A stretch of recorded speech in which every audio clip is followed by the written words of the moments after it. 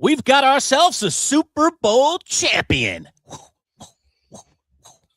And Sam Darnold, he's not seeing ghosts anymore. The Manchild Show with Boy Green Digital starts right now.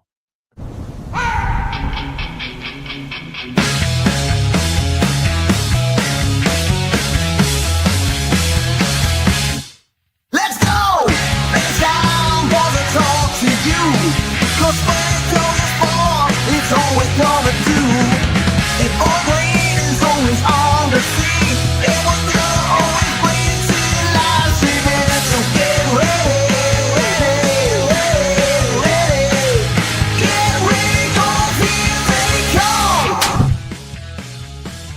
All right, welcome aboard. Happy Monday, everybody. Rolling off the Super Bowl, my friends. Hard to believe football season is finally over, but our coverage of football never wanes. Draft coming up, mock drafts, all kinds of fun stuff. I guess we're all settled on coaches, too. If it isn't official yet, it will be sometime today, likelihood. But we were already talking about it, obviously, last week when it was very, very obvious that Clint Kubiak was going to become the next head coach of the Raiders. So he even confirmed that himself after the Super Bowl. So it'll be locked and loaded, and that contract will be signed. We'll see for how many years and what all the details are, but we'll get to that. So the final coaching job settled, and we have our coaches in place, and now everybody gets ready to go to the Combine and see some underwear Olympics. And we got the real Olympics, by the way, going on as well. We might even dabble in that a little bit today. Football season might be over from a, X's and O's game standpoint, but football season just getting started for the year 2026 as we speak. So we'll be all over it. We'll have many of our insiders on. We'll get some draft gurus as well to join us. So it should be a lot of fun here on the Manchild Show with Boy Green Digital. Boy Green, good morning. How are you? Happy Monday, man.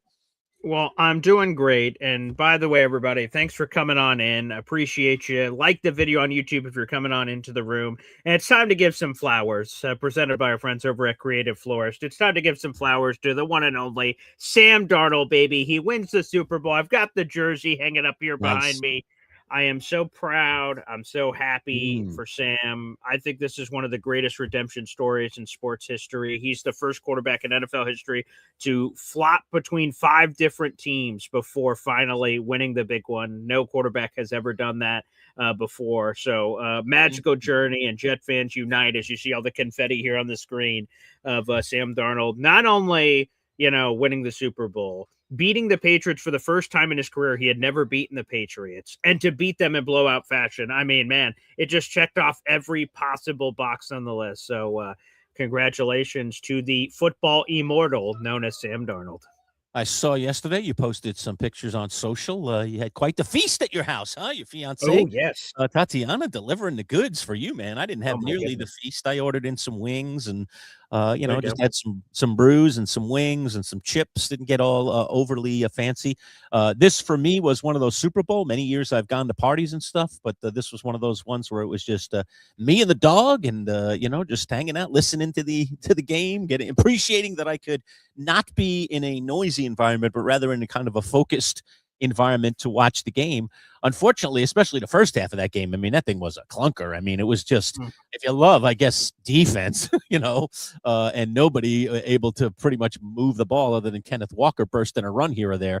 Wow. And if you like field goals, I mean, when's the last Super Bowl we had where the field goal kicker, Paul, was actually a legitimate MVP candidate? Like, he didn't get it, of course. Kenneth Walker did. A very nice performance by Kenneth Walker III. But my goodness, I mean, the field goal kicker was literally probably second, in the voting. If we were to expose the voting, he should have been second. I mean, 5 field goals in a Super Bowl. I mean, Myers has been really good this year, but my goodness, I mean, in a lot of ways, it was the boring bowl in terms of offense. I like dynamic offense.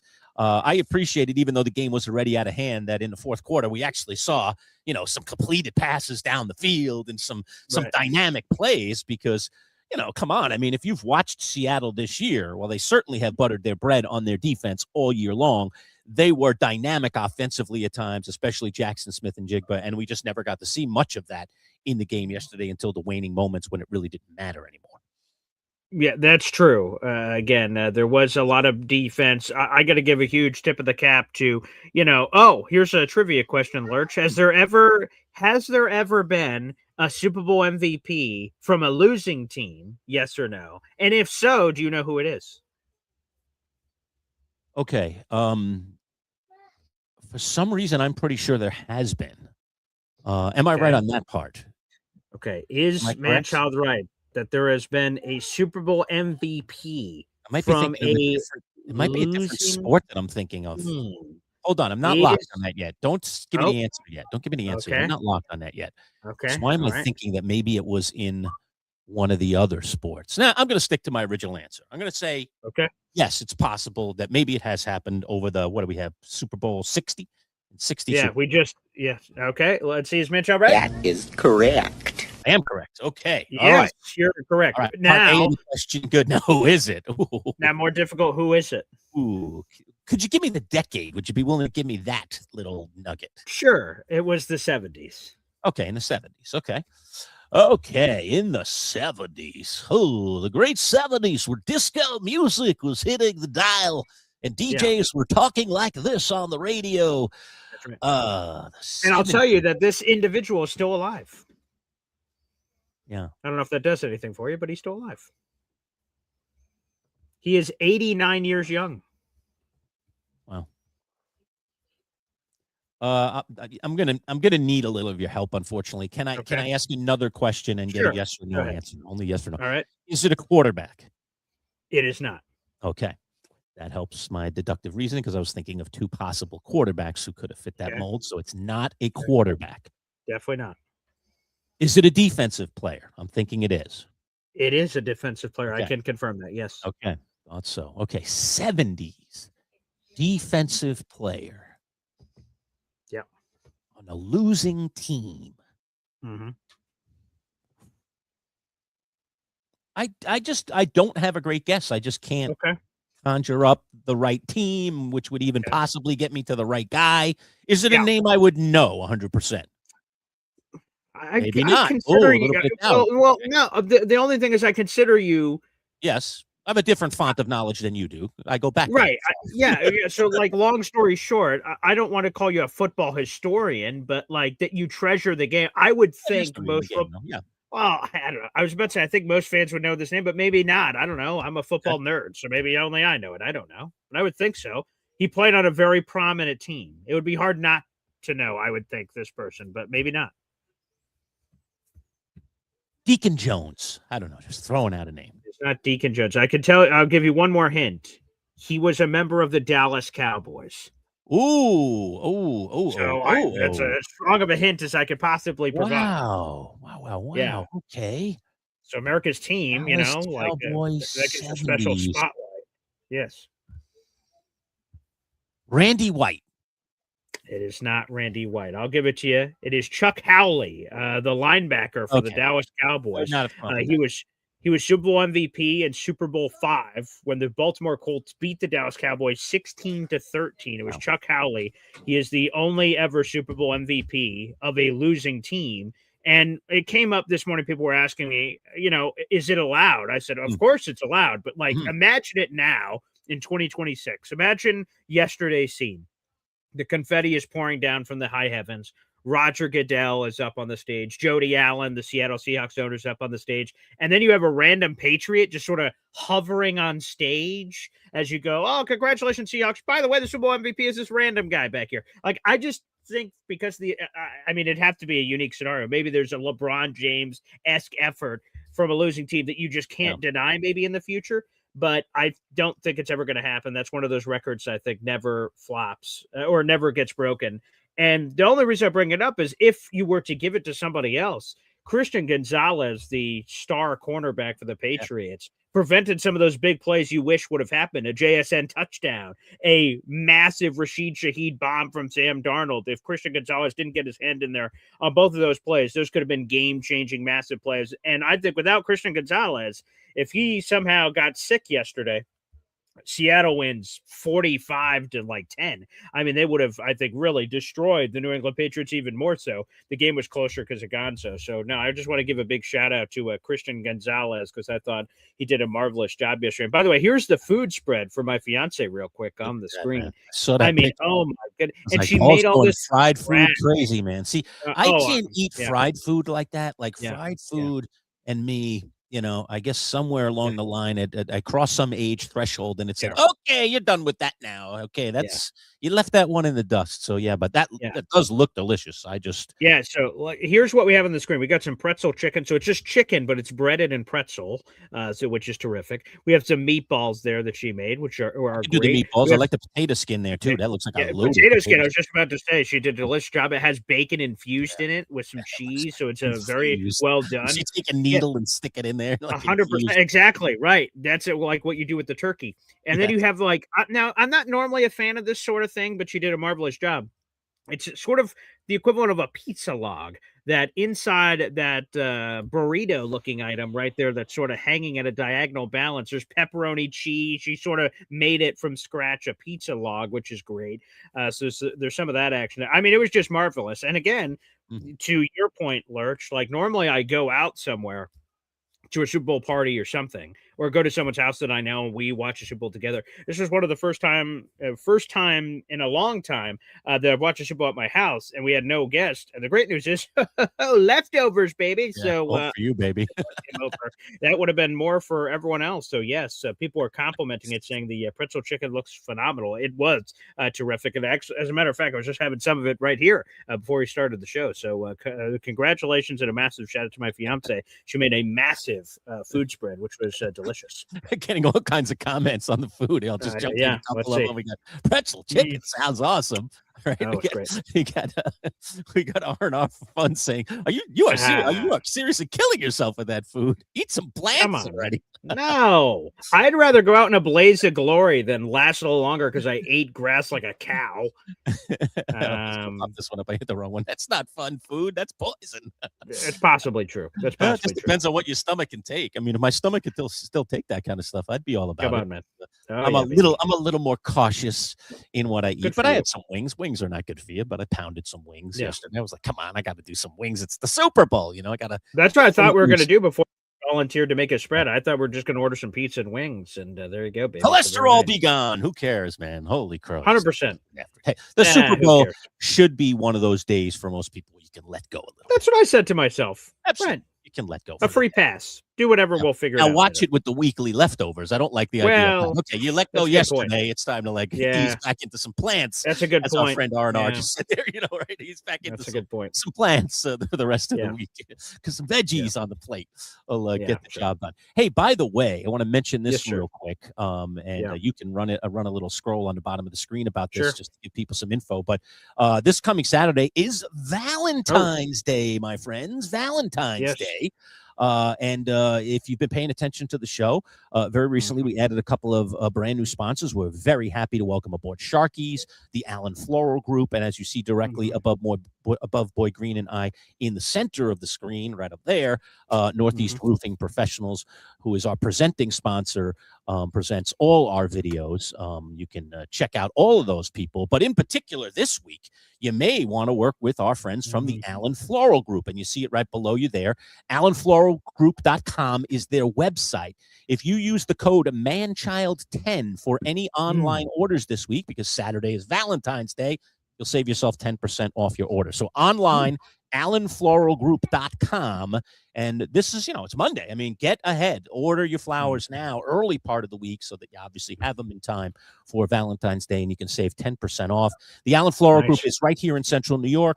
They have locations down in the city, location in Cicero, and a location in Liverpool. As a matter of fact, today's video is brought to you by our friends at Creative Florist, as you mentioned, and that is the Liverpool branch of the Allen Floral Group. So again, but go to their master website, and then you can order from whichever florist, and they have 5 of them, so they're even beyond the Syracuse area. There are 5 of them that you can order from. So if you're in any of those areas, do the order online and save yourself 10% off. Just put in, again, the code MANCHILD10. Okay? There you go. Very simple. Yeah, you'll see it scrolling on the bottom if you need any of the details, so whether it's the website or the code to remind you of it. So, folks, I could tell you. We got a couple of days. You may say to yourself, I got a couple of days. Don't tough it up, Before guys. you know it, Don't tough it up. 100%. Don't do it. Don't You wait screw it too up. long, they run out of flowers, or they can't get it ready for you in time. So this is the beginning of this week. Get on it. Save yourself 10%. More importantly, get on it so that you don't screw up, fellas. Guys, see people screw up Valentine's Day all the time. Don't do it. Don't do it. It's a damn shame. Way better off, And traditional's great. I love the traditional flowers. It's great. Flowers, chocolate, they're all great. And I'm sure they got other cool things at the Allen Floral Group as well. But flowers is what they specialize in. So again, pop in that code Manchild10 and save yourself 10% off. That'll be going on all this week, leading right up to Valentine's Day. But don't wait. Like I said, don't wait. Just go do it. I'm ordering mine, I think, later today. So I just got to scrap it a little time here, and I'm going to get mine all lined up. So there you go. So just want to let you know about that. So, Boy Green, let's talk about the Super Bowl. Sure. What'd you think of the whole thing? I know you were going to say, you said you were going to be a Sam Darnold fan. It's funny when you said that. I got thinking, like, let's just say next year comes around, all right? And the Indianapolis Colts are really good. And Daniel Jones ends up staying with them because I guess he's still got to, extend or whatever the heck they got to make a decision. Yeah, he's a free agent this offseason, so they have to sign. They got to decide. All signs are pointing that Indianapolis is going to keep Daniel Jones because before he got hurt, obviously they were having a terrific season, and he was a big piece of that.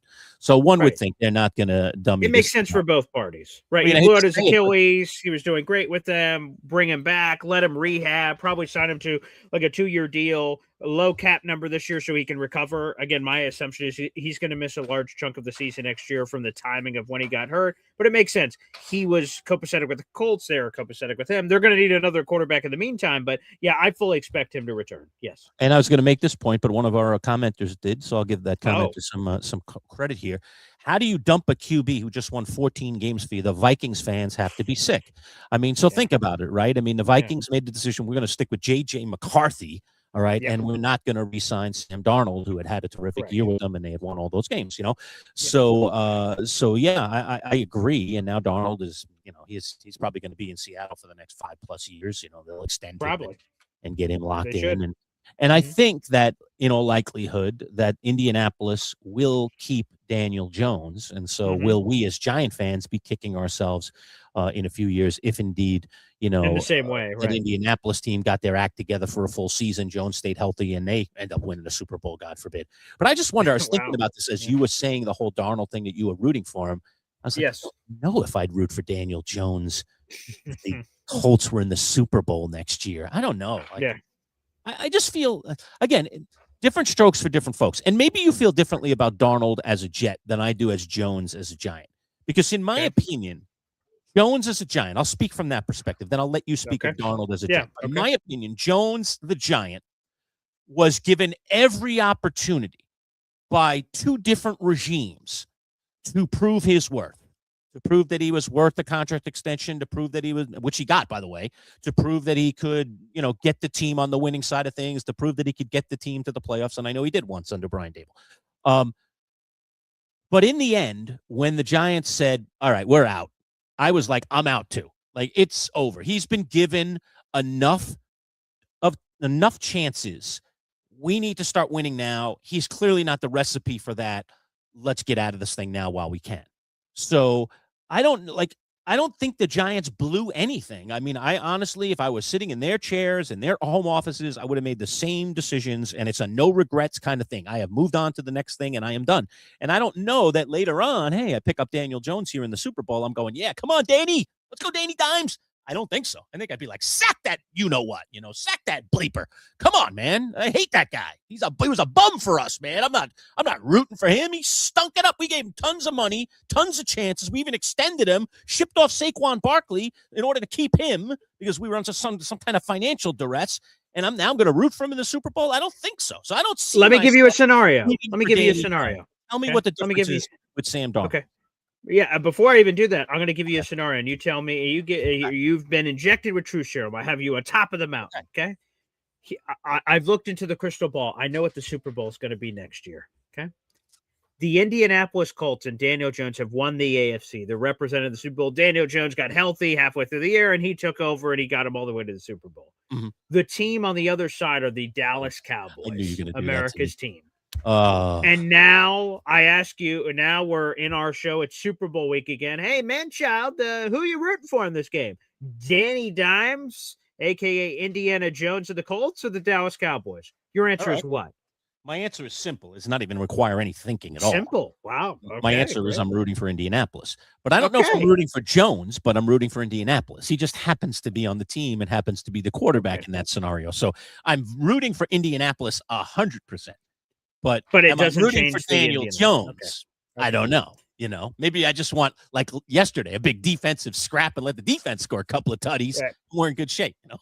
Right. Well, to answer the other part of your question for Sam Darnold, this is how I look at it. Again, every fan can fan how they want. Yeah. To me, I think if I'm Jet fan, I want to win the Super Bowl every year. But if I put my green color glasses off for a second, look at Sam Darnold with the Jets. And before you hold your thoughts for a second, Sure. right where you are. Yeah. I want to go back in the way back time machine here for a minute. Because you and I have not spent a lot of drafts sitting together during the opening round of the draft. Okay. No, one, I believe, is the only we one did 1 year. And that year was the year that Sam Darnold was picked. Okay. 2018. Right. Who did the Giants pick that year? That was Saquon Barkley. Oh, that was Saquon. Right. We had second overall. We decided not to take the quarterback. Okay, we took Saquon. I remember you cheering like there was no tomorrow. Oh my God. And Dave Gettleman, remember, refused. So the Jets, just to give context to that 2018 draft, so the Jets are originally picking at 6. They attempt to go for Kirk Cousins for free agency. Kirk Cousins leaves the Jets high and dry. Right. Jets pivot a week later, and they make an aggressive trade up with the Colts to jump from 6 to 3. And a lot of people are like, 3? What the? Why didn't they trade up higher? Like now they leave another team could jump the Jets with the Giants, and the Jets would look like idiots for the quarterback apparently they want. And all the reporting for the Giants was Dave Gettleman is in love with Saquon Barkley, and he's not going to answer the phone. And according to reports, they put all their phones on silent, so no team could even attempt to call the Giants with that pick. But yes, go ahead. Yeah, and of course the Cleveland Browns had the number 1 pick, just to which was Baker Mayfield. Correct. Yes. Right, and then they shocked the world, although rumors were coming out on draft day that they might go with Baker Mayfield, and they did, and we were like, which was surprising because Darnold was expected to go number 1. Everybody thought that Darnold would be the first quarterback off the board. So Mayfield ends up being the first quarterback. Now the Giants are sitting at 2. You're sitting right next to me, like, please don't take my guy. I'm like, take Darnold, don't let him get him. And they take Saquon.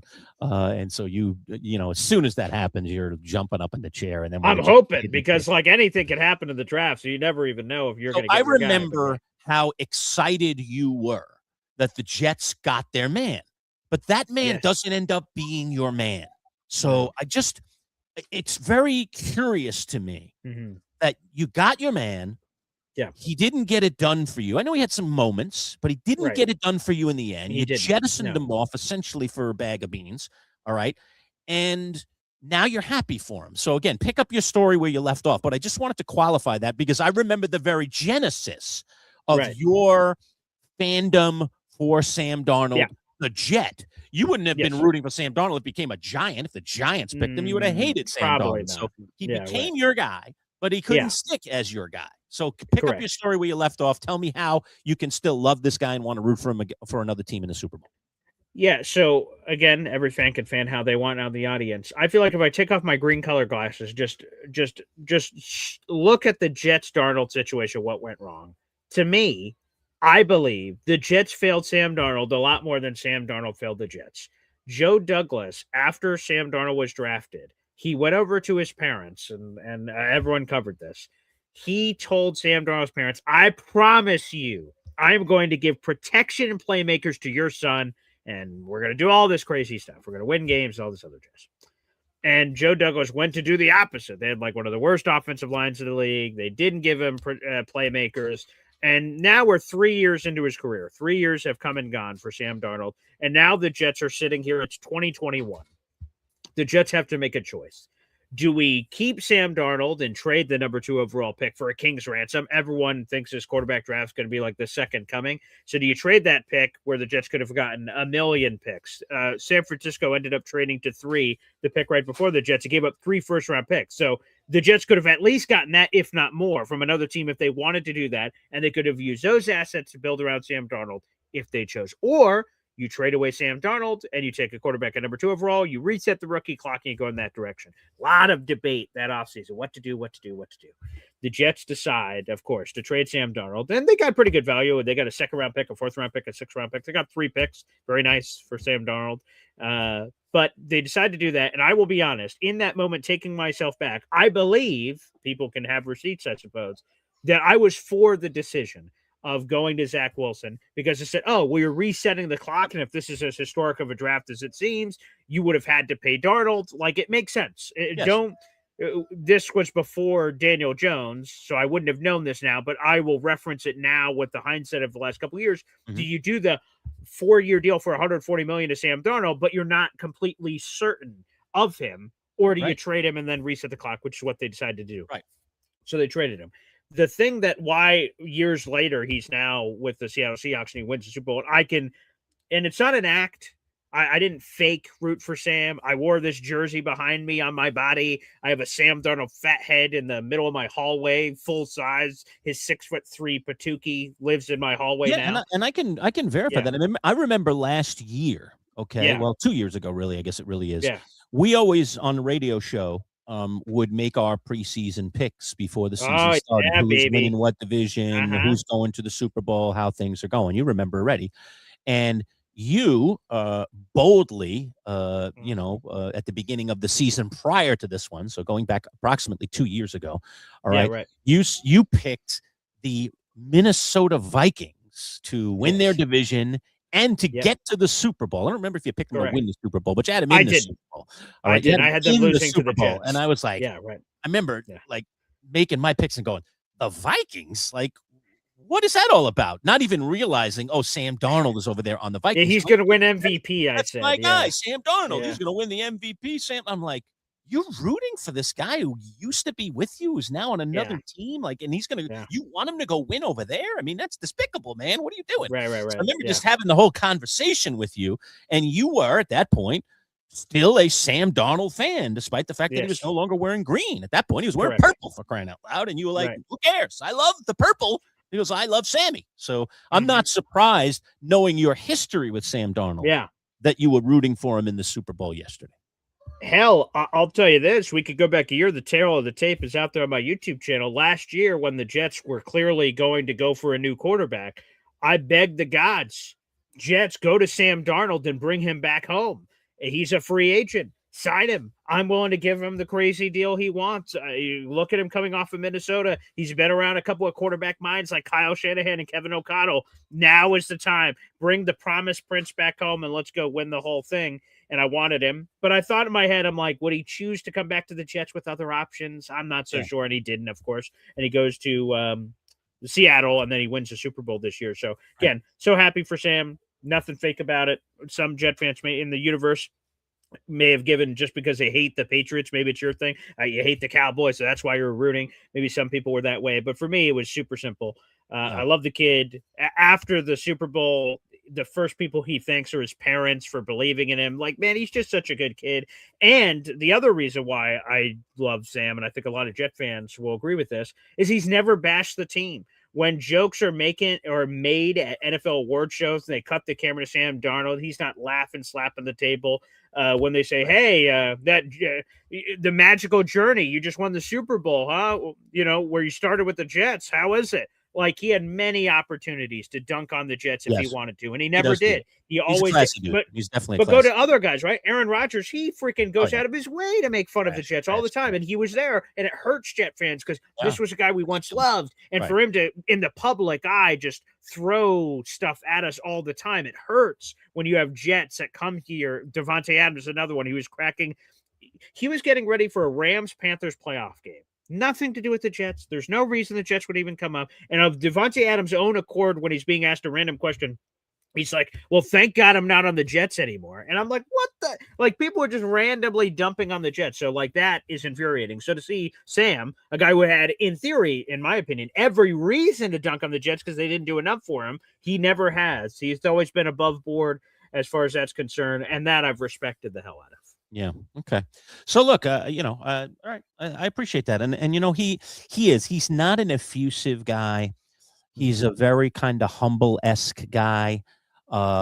there was an exchange, I guess, where, some of the reporters after the game, talking to him on the field, even talking to him in the post-game press conference, seemingly were wanting him to, tear up, dare I say, in Oh, talking yes. about this difficult journey, the journey from, number Sure. 3 pick in the draft and the glory of immediately being inserted as the starting quarterback of the Jets to Right. the Jets letting him go, turning into, for a short period of time, a backup quarterback. Correct. Right. And then reestablishing himself as a starting quarterback with a really good Mhm. offensive mind and a quarterback Mhm. whisperer in Kevin O'Connell. And then even they say, we'll stick with the rook instead of you. We don't want to pay you. Off you go. All right, now he's got to go Sure. find another team.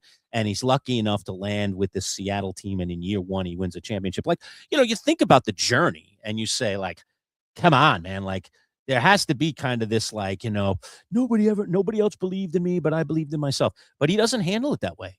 He just, he's like the steady guy. I think he said to one of the reporters, I think I read this, I didn't see it, but I think I read this, that, I know you want me to tear up here, but that's just not who I am. Like, he's just not that guy. He's just a humble, kind of focused on the next thing at hand kind of guy, which frankly, football coaches regularly are always asking their players to do that, like, forget about the last play, forget about the last game, forget about the last time. Just live in the moment, live in the now. What are you doing this play? What are you doing in this game? What are you doing in this situation? Like, that's the way that they want players to think on the field of play, because if you're thinking about the problems you've had before, you're not focused on what you're doing now. So he kind of has that forward thinking kind of attitude, which I think works very, very well in the game of football. So, Lurch, do you have anything you'd like to? Speaking of Sam Darnold, you've been critical of this man all season long, and now he's won a Super Bowl. Mm. He got a Super Bowl ring before any of his draft teammates of Josh Allen, Lamar Jackson, and Baker Mayfield, and the rest of the crew. Sam Darnold has won the Super Bowl. So, yeah, Lurch, is there anything you'd like to say? Anything at all? I mean, I think that there'd be more of an apology coming out of my mouth if he went out there and threw for 330 yards and 4 touchdowns and, like, was the Super Bowl MVP. That was not the case. This game was won by defense, but it was also won by a quarterback. And I said this going into the Super Bowl when I picked Seattle on our Friday picks. If Darnold doesn't make mistakes, Seattle's going to win this game because their defense is better, and they just can't turn the ball over. I just always, in the last, really in the last few years, but really going all the way back to Sam's career, just feel like he, in big games, I mean, that playoff run last year with Minnesota and how he played, I just haven't been able to kind of get that out of my mind. Like, he was with a good coach in a good system with great receivers. That team has great receivers. Justin Jefferson, one of the best receivers, arguably last year. He was the best receiver in the game. And yet he didn't get the job done. So my question always has been, will he in the big moment? But I got to give credit where credit is due. I mean, this season, with this Seattle team working with that group, particularly Clint Kubiak, who now we mentioned is going to be the head coach of the Raiders, and that offensive scheme, a guy that, by the way, came over with him from his days in San Francisco. So there was some familiarity both with system and with the guy. But it just worked. And Darnold did what he was needed to do in that football game. Did he play great? Not really. As a matter of fact, I had to put the ball in harm's way several times early in the game, and it didn't cost him. But in the end, he did not turn the ball over. And we saw Drake May coughing it up like there's no tomorrow. He coughed it up in several different ways, and that obviously just put the game completely out of reach. So kudos. I mean, he played better than the guy that many would argue should have been the MVP or was, very close second in the MVP voting. He actually absolutely outplayed him. While it wasn't an offensive game, because both those teams do possess really good defenses, Darnold did what he needed to do. So yes, okay, all right, I'm definitely more a Darnold fan today, Boy Green, than I was, before the Super Bowl. I am, and I think a lot of it too is what you and I were just talking about a minute ago, and that is, I do really like the humble nature of him. I do really like the way he kind of handles his business. You're right. Yeah. He could have stomped on me and every other detractor in that post-game presser and said, I told you, eat it, man, eat it, blah, blah, blah. It was a lot worse than that. All right. And instead he just said, I've always believed in myself. And, I always the next day is what I look to, and getting better every day. And I have people around me that that tell me those things, and that that know me better than anyone else. So who cares what the people that don't know me know? I know myself, and that was a really classy, good way to handle it. So I'm a bigger Sam Darnold fan today than I was yesterday. And now I think going into next season, I don't know that I'm going to be that detractor anymore of saying like, just wait for him to implode here. I'm telling you, he's going to implode. Because I think he proved in this playoff run in particular, really throughout this playoffs for Seattle, that he was not the same guy that he was last year or the year before. So kudos to him. Definitely deserves it. Yeah. I'm curious. He's 28. He turns 29 over the summer. Like, now what? Like, because Aaron Rodgers talked about this in his documentary that came out a couple of years ago. He said a thing that he struggled with was forever. They said, you can't win you can't win the big game, can't win the big game. He wins the big game. Then he's like, wow, I've won MVPs, I've won the Super Bowl. And then he just had this identity crisis of like, this is the thing that we all chase in this sport, and I've got it, and I'm like 28. Now what? And then, like, for years, he just sort of mired in, this place of darkness, which is, ironic, before he sort of found himself again. And now we'll see if he continues his career. So I'm curious, what's the next step now for Sam Darnold? Now you've done it. Now what? Like, sure, it's all right, let's do it again. Of course, it's the easy thing to say from that. But I am curious to see sort of where this carries over. So that part would be fascinating. And then this, just real quick, William Ameley, the Vikings general manager, Kwesi Adolphe-Mensah, loses his job because of all the quarterback thing of choosing to go with your top 10 pick, which, again, it's hard to blame him. He traded up to get J.J. McCarthy. So I get it. You have this thing that's proven in theory in Sam Darnold versus JJ. And if the Vikings would have offered Sam a real extension that was not just a 1-year deal, like maybe he takes it, maybe he never goes to Seattle, but he doesn't. And now Kwesi is out of a job. So that's just brutal. But great point by William Ameley here in the chat. Yeah. But go ahead, Lurch. No, I mean, I think what's next for Sam Darnold is stability, Mm-hmm. So, yeah. Sure, he wants to win more rings and become, one of the legends of the game, because you start getting into multiple rings, and now you can start talking about things like Hall of Fame. So, but I think what happens here for Sam Darnold is by doing what he did, and in particular winning this thing and playing well throughout this playoff run, like, he's Seattle's quarterback now. I think he gets a few years here of absolute stability, where he's respected, he's our leader, he's our guy. And until, his play says otherwise, we're backing him up, we're backing the Brinks truck right up to him. So I just think, he hasn't had that in his career. He's bounced around, obviously, and he's, he couldn't even, a team that he won 14 games for, okay, the Minnesota Vikings, couldn't see fit to keep him. All right. I mean, come on, like, how much better a performer do you have to be than to take your team to a 14-win season, and they say, nah, we'll pass, and we'll go with the youngster who was out on an injury all last year, didn't play it down, okay, is coming off this very serious injury, and we're going to plug and play him as our starter. And that has been an absolute disaster, obviously, for Minnesota. So they chose very unwisely. They did not choose the correct chalice. Okay, they chose the bright, shiny one that wasn't so bright and shiny when it actually got on the field. So that's just a major mistake. So I think what Sam gets here next is he gets respect and stability, and he deserves it for all the hard work. And, you got to be happy for him for that. For sure. Lurch, did you notice the viral Adam Sandler moment during the Super Bowl? I saw Adam Sandler was there. No, I did not see the viral Adam Sandler moment. What was it? All right. So we got to call out your broadcasting buddy, Mike Tirico. All right. Okay. So go ahead. No, okay. No, I was going to say this. Let me just say it while it's on my mind. Yes. I thought it was absolutely bizarre. Okay. And I understand, like, he's the lead guy for NBC. So, it's their decisions to make. But, like, Tirico is calling the Super Bowl, and the Olympics is going on in Italy. Okay, in Milan Cortina, all right, at the same time.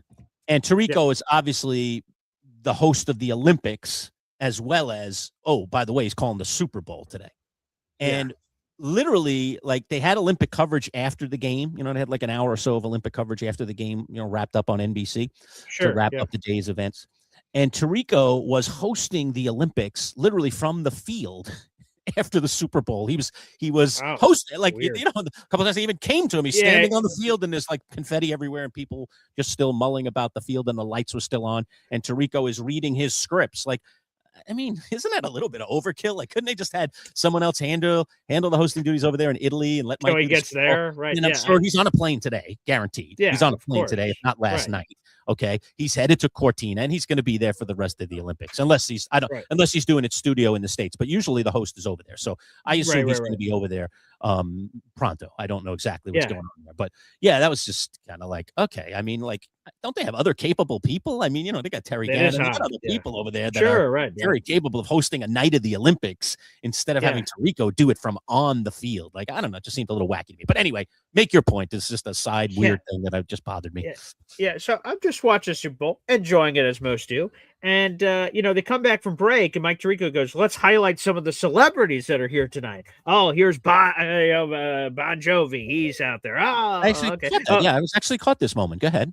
Okay, so but what happened with Sandler? I'm not sure what happened. Go ahead. Right, so they're going through boom, boom, boom. They're going through all these people just randomly. Oh, here at the stadium, this, and then they show this picture up on the screen. It's actually a video, but this is a screenshot of it. And they're like, Adam Sandler's here. And Mike Tirico, these are the next words that comes out of his mouth. And he says, Adam Sandler supporting the Patriots as he usually does. And then he cuts away. And I'm like, as he usually does, Adam Sandler's a Jets fan. So I said, what the hell? But this screenshot and video has a Patriot logo on Adam Sandler's hat. And Adam Sandler, I guess, doesn't recognize that he's like on the Jumbotron and on TV and all this other stuff. So his head doesn't move. He just continues to look in this direction. And he appears to have a Patriots hat on. And Tirico says he's supporting them as usual. And I'm like, as usual, he's a Jets fan. What the hell is Mike Tirico talking about? Bizarre, right. And so it goes viral on social media, like Adam Sandler has just been stripped of his Jets fan card and all this other stuff. And it blew up. Like, I mean, it had millions of impressions on social media. And apparently Adam Sandler ended up taking a picture of himself to show that there's a Patriot logo and a Seahawks logo. He was wearing a Super Bowl hat.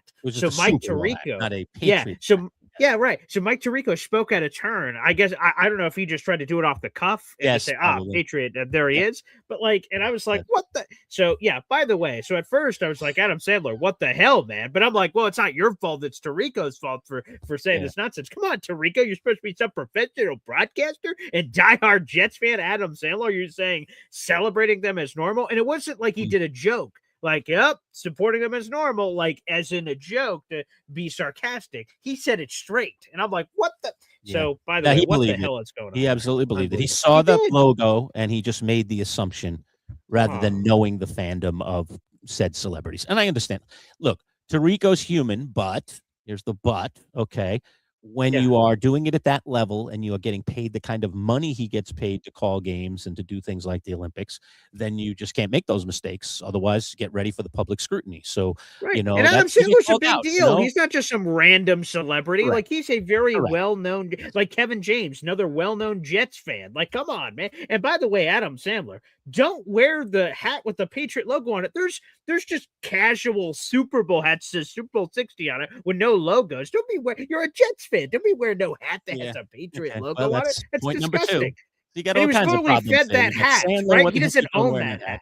Yeah, you got Sandler's the problem with the hat, and you got Tirico the problem with making an assumption just because he spotted a logo on a hat and just decided he was going to go all in on it. Terrible. You know? Terrible. Yeah, that's bad across the board, Boy Green. I did catch that, and I didn't challenge flag. It didn't ring to me when he said it. You know, it made me sit up in the chair. I was like, the funny thing was, though, that's the funny thing is, like, what's that? When he said it, I remember him saying it. I was watching intently during that time, and it didn't dawn on me that Sandler was a Jets fan, because I just, you know, it's the things you know versus the things you're not sure. Sure, right. Okay. I remember going like, he's a Patriots fan?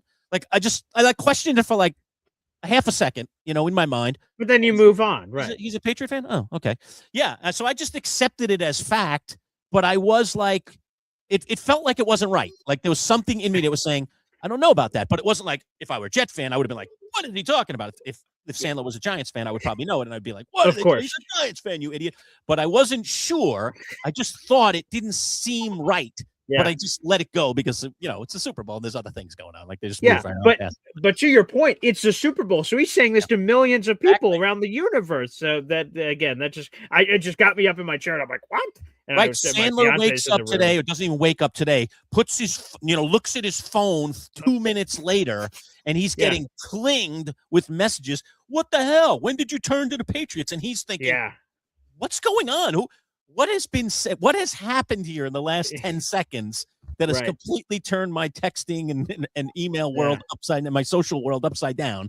Right? Yeah. And it was, Mike Tirico made an off-the-cuff comment and he was incorrect. And now I'm going to pay the price for it, having to answer back to all my friends. No, it was just a Super Bowl hat. I don't like them. I'm still a Jets fan, yada, yada. Oh my goodness. Yeah. He took a picture on his Facebook. He put it on his Facebook story and a few other places of like a picture of him straight on looking, showing that there's a Seattle and Patriot logo both on the hat.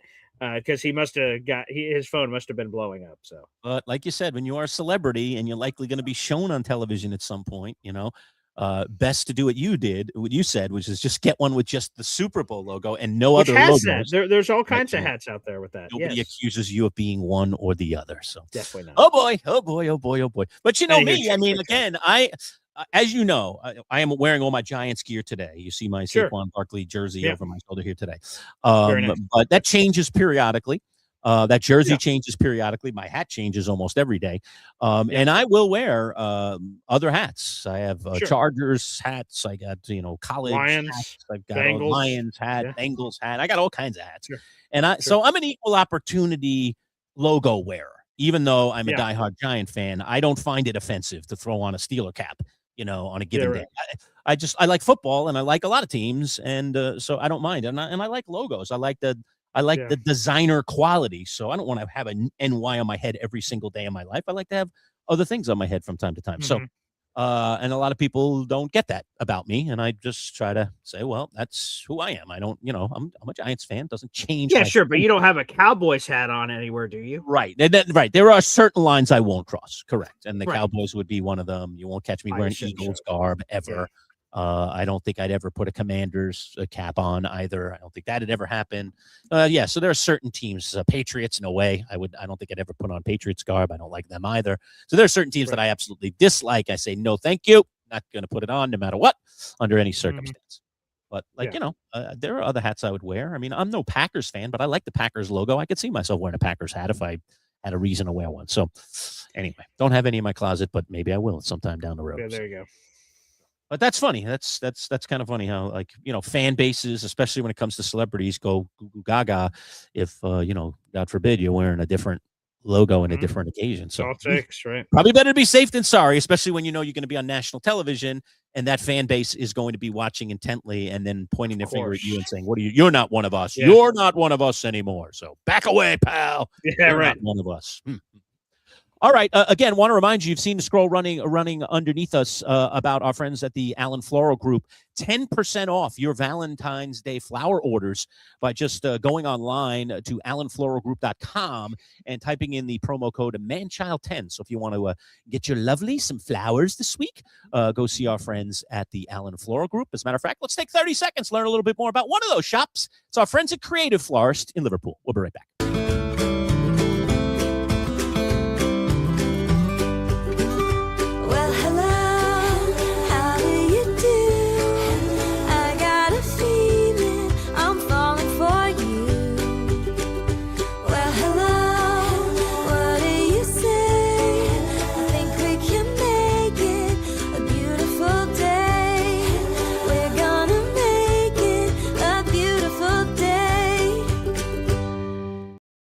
You see all those logos. So that's our friends at Creative Florist in Liverpool, but 5 different locations throughout the central New York region.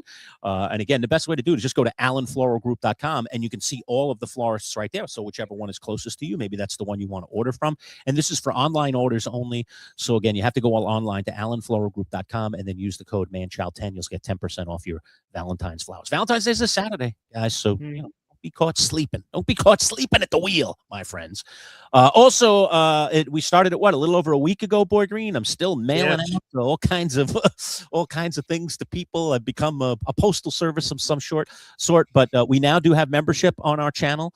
Now that we've reached over 500 subscribers, as a matter of fact, we're approaching 600. I think as of the start of today's video, we're about 15 away from 600. So we're getting ready to reach another landmark on our march to 1,000 subscribers plus.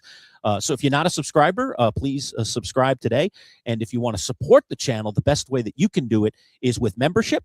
Our membership started $4.99. We have 3 levels of membership, but join what we call the 12th Manchild. And here's the official 12th Manchild logo right there on our pint glass. Very, very cool logo.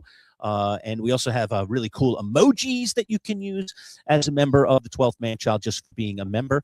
There's our membership levels right there. You can become a part of the 12th Manchild, or you can become part of the diehards, get some more perks, including some members-only shorts and streams, and the Hall of Famer level if you want to go all the way to the top of the food chain, where you will automatically join us in a fantasy football league that will be exclusive to the Manchild Show with Boy Green digital only. So we're going to have a fun time. We're going to get a championship belt, like one of those WWE kind of belts as our championship trophy, and you'll be able to sport that thing, in order to brag about being the champion of our fantasy football league. Of course, I warn you, Boy Green and I, we are very tough competitors.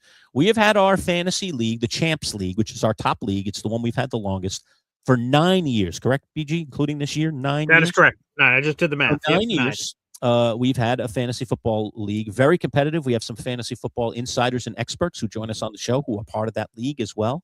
So this is no family league. This is a very serious league. Even though there is no money at stake, it is very serious.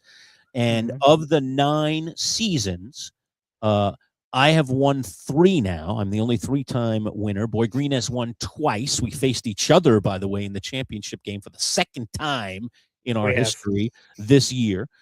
So you got 2, I got 3. I got 3 rings. You got 2 rings. That's 5 rings out of 9 years. So the majority of our league years, one of us has been the champion of our league. So if you want to come on board and battle with us, then get on up to the Hall of Fame level. And come on, man. Come on. Let's go. Let's see what you got. See if you can take us down. Because we've won more than half of the time in a 12-team league, all right, that includes fantasy football experts. Paul, I would claim to be an expert in any way. We're not like studying fantasy football players right now. Paul would start studying earlier than me, but nonetheless, we pay enough attention to know what we're doing. And so if you want to join in a league with us, we're going to have an exclusive league just for MC Show digital folks once we get up to 10 people in at the level of Hall of Fame. So if you want to really support the channel in a big way and you have the extra money, then you can do it that way, and you can join us in a lovely, lovely fantasy football league exclusive to at MC Show digital members only. Go ahead, BG. Yeah, I'll answer this question from Mad Mertz in our audience. What software do we use for the league? Yahoo Fantasy Football. Yeah, as a fantasy football fan, I've tried it on a lot of different platforms: NFL.com, ESPN, Yahoo. I've done it in a lot of different places. My favorite by far, the draft.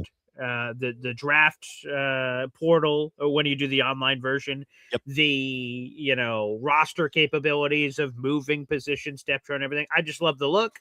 I've loved it for a long time. I've been a diehard Yahoo. We get no royalties for that. Maybe that's someone we should partner with in the future, but that's not currently a sponsor.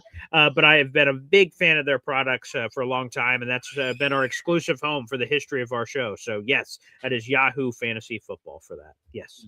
All right. So there you go. All right. You want to jump in some real quick? Some comments? Well, real quick before we do, Lurch, do we want to open the door for whatever the rest of the show is to some potential to, grease the wheels if someone wants to join a membership perhaps today on the show? Oh, yeah, we could do that. Yeah, as I mentioned, I've got these lovely pint glasses.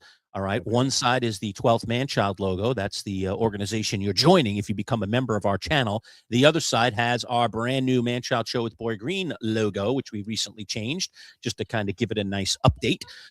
So those are our current logos. And yes, I will do it, Boy Green.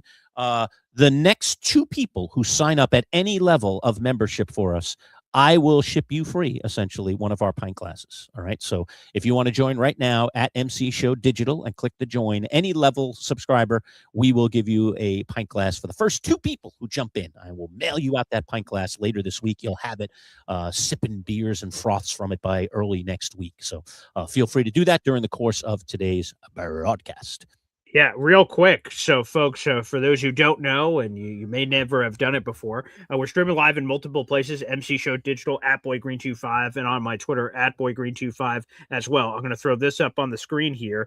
Here it is. Here it is now. I'm sorry, it wasn't working. If you go to that YouTube, on your screen, youtube.com/@MC Show Digital. Okay, all you have to do on there is, whoops, it's got a timer on there. This damn new StreamYard thing with putting everything on timers. Let me put this back. Sorry about that, folks. Erase it. Yeah, I know. Yeah, get rid of the timer. So if you go to that YouTube on your screen right there and hit the join button, if you're watching right now on YouTube, there's a join button. There's a subscribe, and to subscribe is free, and we really appreciate that. We're very appreciative of you guys doing that. But there's a join button, and for $4.99, if you join our group, you get a bunch of perks, which I'll throw back up on the screen in a second. But in addition to those perks that are included with joining and becoming a 12th man child, the next 2 people to do this, whether you buy a membership yourself or gift it to thy neighbor, you will get a pint glass. Alert showed up on the screen one more time. Yep, it's a pint glass with the 12th MC logo on it right there. Other side, the Manchild Show with the Boy Green digital logo. Very nice. So there you go. So again, the next 2 people. The next 2 people, if you buy the membership yourself or you gift it to a neighbor, the next 2 people that do that will walk away with a pint glass. We'll collect all your shipping information after, and we'll make it happen. So there you go. There's a nice little incentive to join the group, and hopefully you love and enjoy it, and you're around for a long time. One of the cool things is, too, as I look over at the comments, we can see who are members in there because you get a special little color. Your handle lights up in a special color. So I see at R&R for Fun is a member. I see Hep is a member in there. I see Old Yank is a member. Yeah, throw it up on the screen. Thank you, folks. If I throw look at this. Yeah, go ahead. Yep. Hop on Pop 22 just became a member, the 12th man child. He has just jumped on. Wait, let's hit it. Nice job, Big Paul. Big Paul wants a pint glass. Hell yeah. There you go. Little chime, baby. Get the little chime. There you go. That's true. Every time a new member, you hear that little hell yeah, and an angel also gets their wings when that happens. So both of those are going to happen every single time. So hop on Pop, you get a pint glass, and welcome to the 12th man shop. All right, I will ship it off. I know you have his address, so that'll be easy. Well, that'll be easy. Yeah, that should be pretty simple of that one. So that means, folks, there's only 1 pint glass left. 1 pint glass left. If you want it, again, go to, let me throw this up on the screen, right there, youtube.com/@MC Show Digital, and hit the join button, which is only $4.99. You will also get, on top of all the normal perks, a pint glass shipped to you from Manchild to support the show. So, folks, take full advantage. Only 1 left.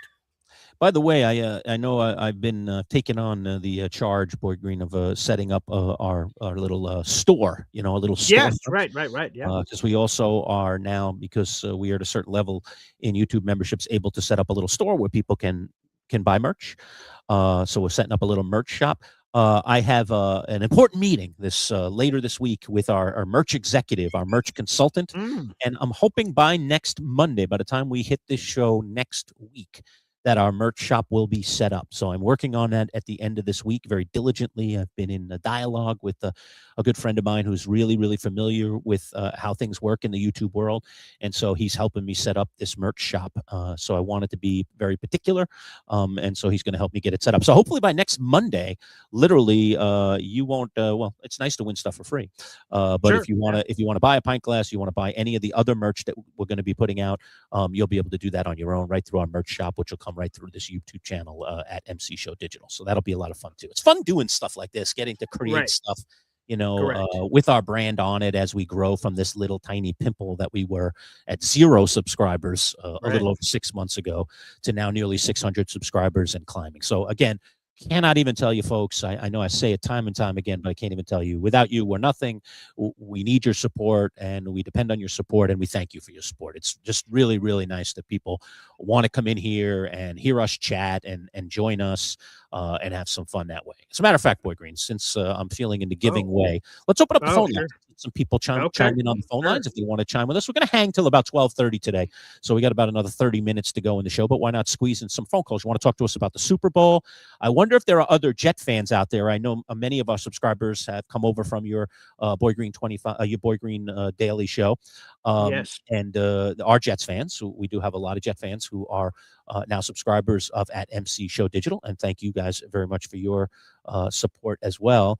I wonder if there are any other Jet fans out there that feel the same way as you, that say, I can still and was during yesterday's Super Bowl absolutely, positively, unequivocally rooting for Sam Darnold. And is your rationale the same as Paul's? Is it, yeah, because I think the Jets didn't quite really do him the right way, and I just, I think he was a stand-up guy and so on and so forth? Or is there some other reason why you root for Sam Darnold? Maybe you just like his humble nature, or you like something about him, because it's not easy to root for guys that leave our organizations, especially after being given a legitimate chance. And I think very much like Daniel Jones, Sam Darnold was given a chance in New York with the Jets, and it didn't work. And now he goes and wins a Super Bowl for someone else. So are you happy for him, or are you a little,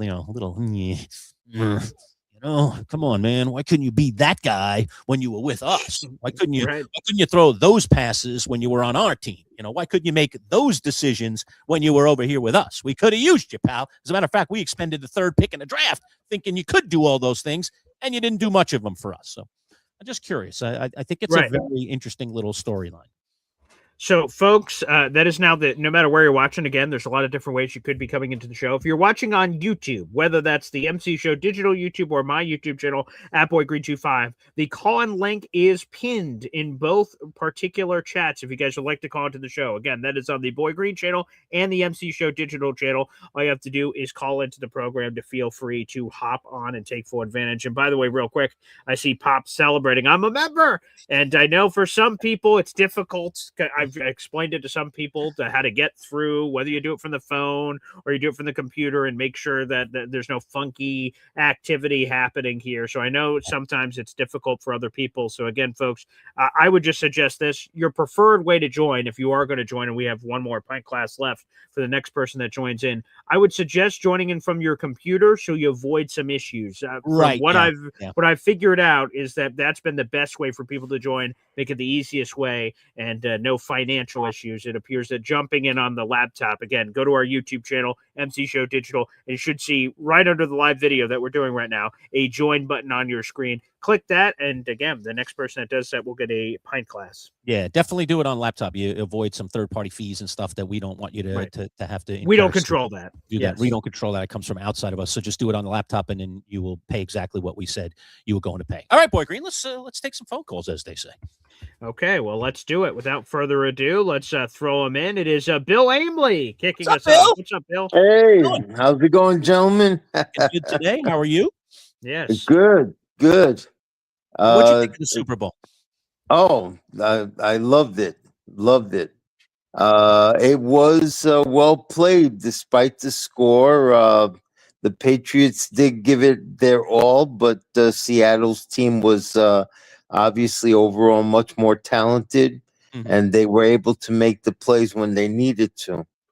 And to me, Christian Hernandez was the reason why the score wasn't even worse than what it was. Because Christian Gonzalez. Gonzalez. I'm sorry, Gonzalez. You're right.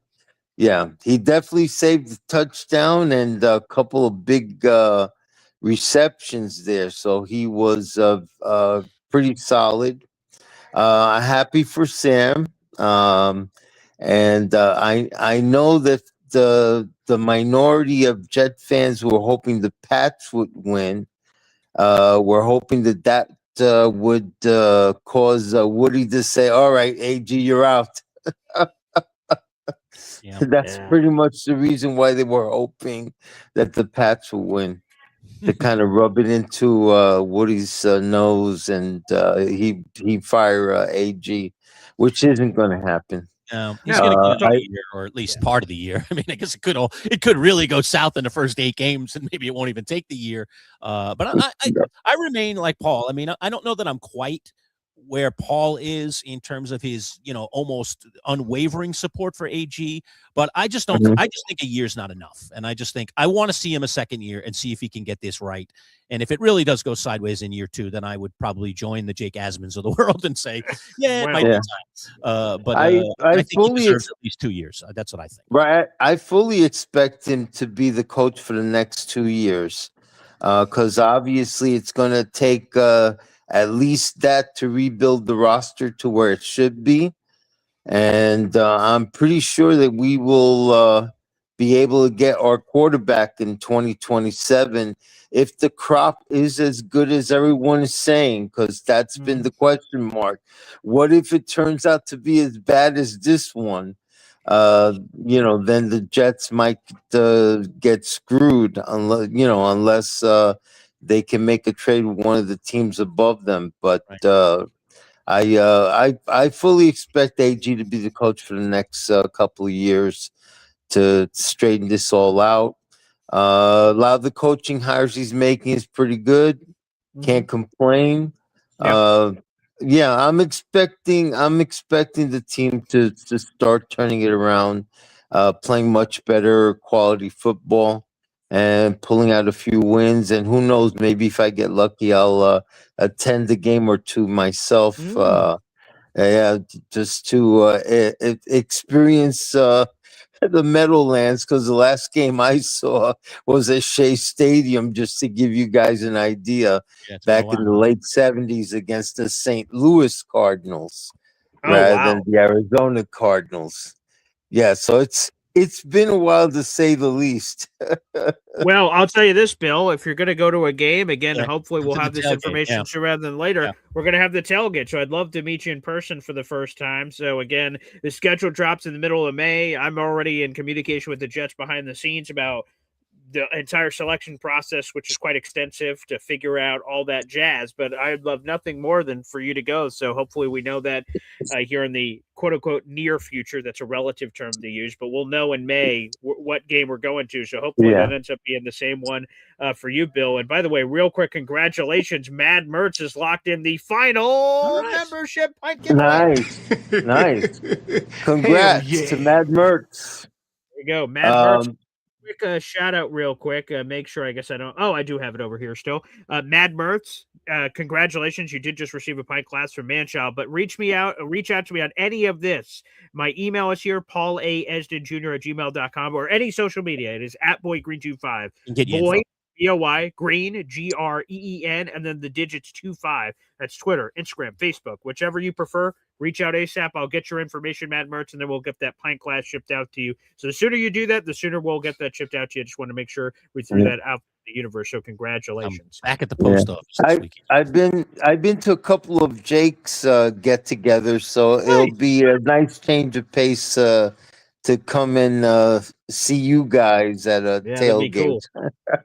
Manchild, are you coming back again this year? If it's a date that I can make, I'll be there. See if I can drag my son over as well too. Hopefully he'll come. Yeah, one last thing is simply that I know that Alan had mentioned about trading Garrett Wilson. Only because he feels, and I see his point that Garrett has been upset with all the losing as well. Good. And he's been more patient than, say, Quinn Williams has. But my thing is, but if we trade him, now we have to replace two receivers. It's no longer receiver 1 and 2, or 2. It's now both. And I think that would be much harder, at least with this draft, and they'll just set us back a little bit. You don't want to know what my favorite thing is? I love being on a boat with Alon, and we're sinking, and there's a lot of holes. And I'm like, Alon, what are we supposed to do? Look at all these holes. Our boat's sinking. And Alon's like, oh, I've got an idea. I'm like, oh, my God, thank goodness. What do you think? I'm going to drill a new hole at the front of the boat. Wait, what? No. No, we're sinking. Yes. Here, I got a big one. No, actually, he'll actually have a relative come by with a motorboat to pick him up. Well, and then as they're sailing away, Alan will be like, take care, BG. Exactly. Yeah. Well, I want to know what's the motorboat that's saving us, the Jet fans. So, yeah, Alon did say that he realized now that it bothers me when he brings it up because I think it's the stupidest thing I've ever heard. So now he brings it up more to try to rev my engine. So good for you, Alon. You're playing the game. You're getting reactions, and that's good for you. So, Bill, thank you for that. Appreciate the call, my friend. Thank you. Thank you for joining in. Let's bring in Johnny Boy, another caller coming in. What's up, Johnny Boy? Yes. How are you?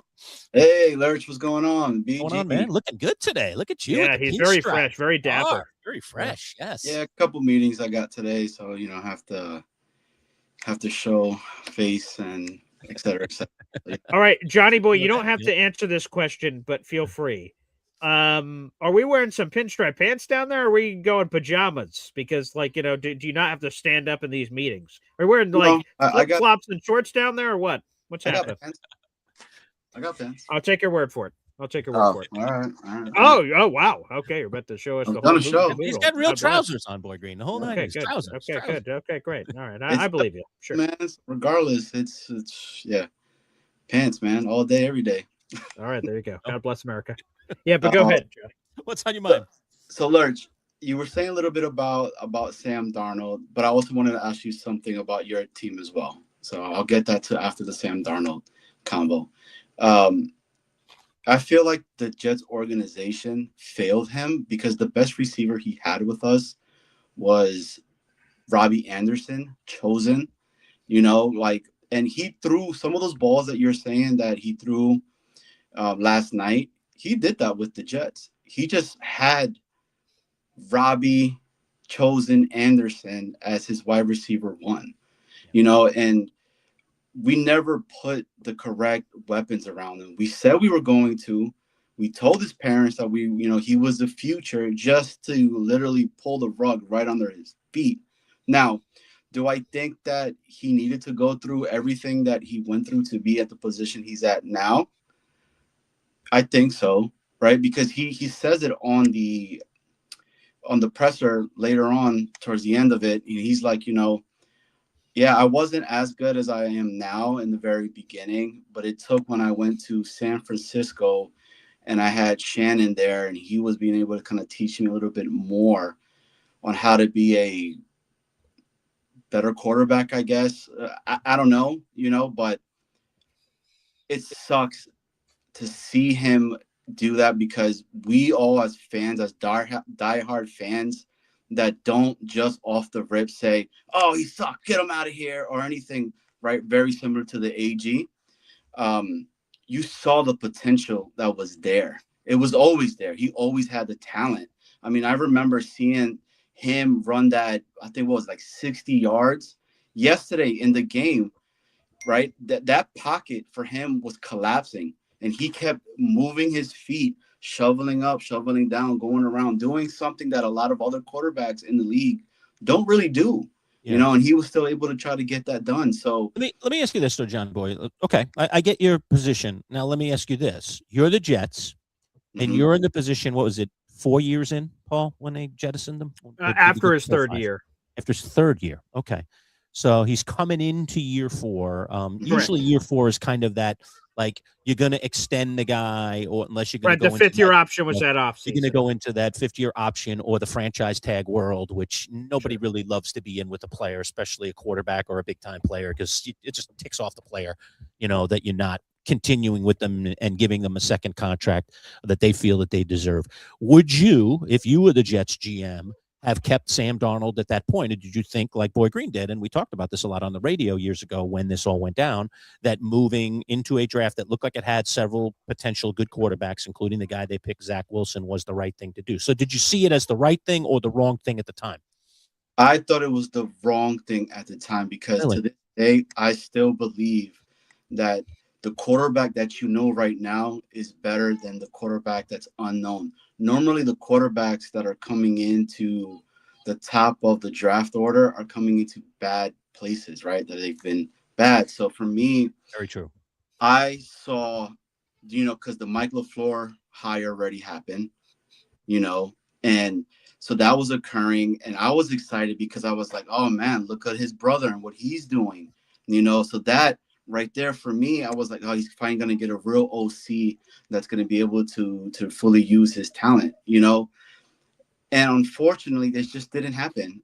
And that's just me, right? Because I think with what we got is when we were able to get BG, I think, correct me if I'm wrong, but the other players like the Quinnen that we were able to get, is that correct? Or am I wrong on that?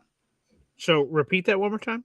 So because of the capital that we got from Darnold, the players that we were able to receive. So it was Zach Wilson, right, which wasn't good. The next draft that we we got to. Well, let me just put it this way. What compensation did you get? Did the Jets we had get Darnold when he was? We got a second round pick, a fourth round pick, and a sixth round pick. I could go look to see who those players ended up becoming. So no, it wasn't like Quinnen. Although I guess.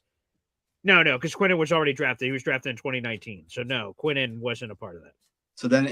So now the fact, because like Lurch, the thing with the Jets have always been, we've always been searching for a quarterback, and we just never get it. I think the last good quarterback was probably Mark Sanchez, and even then, a lot of people don't give him enough credit at all, and say it didn't last very long, unfortunately, either.